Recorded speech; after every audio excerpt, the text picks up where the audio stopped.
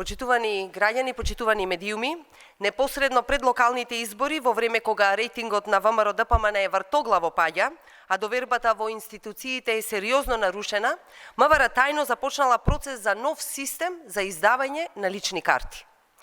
Последните јавно достапни информации говорат дека веќе е ангажирана фирма без било какво искуство во оваа област. Замислете, досега правела студии за отпад и стадиони. Сега треба да направи студија за систем со највисок степен на доверливост, издавање на лични карти и пасоши. Понатаму, во тендерската документација не се бара безбедносен сертификат за лицата кои ќе имаат пристап до податоците, што е крајно сомнително и крајно несоодветно. Нема гаранција ниту за заштита на доверливите податоци на државата и граѓаните. Зошто? Се ова се прави без транспарентност, далеко од очите на јавноста и крајно сомнително.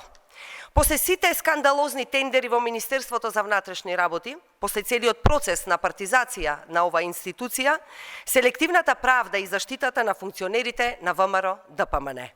МВР сака да го централизира целиот систем од производство до издавање документи, без контрола, без надзор, без јавност, без сертификати.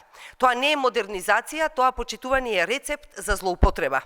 Се поставува прашањето дали ова значи дека повторно се подготвуваат сценаријата како од времето на Никола Груевски, кога ВМРО масовно издаваше незаконски лични карти и спроведуваше незаконско гласање.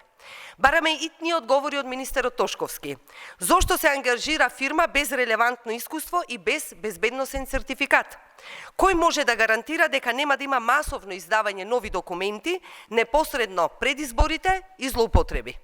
СДСМ, почитувани, ќе остане буден чувар на јавниот интерес и на слободната волја на граѓаните.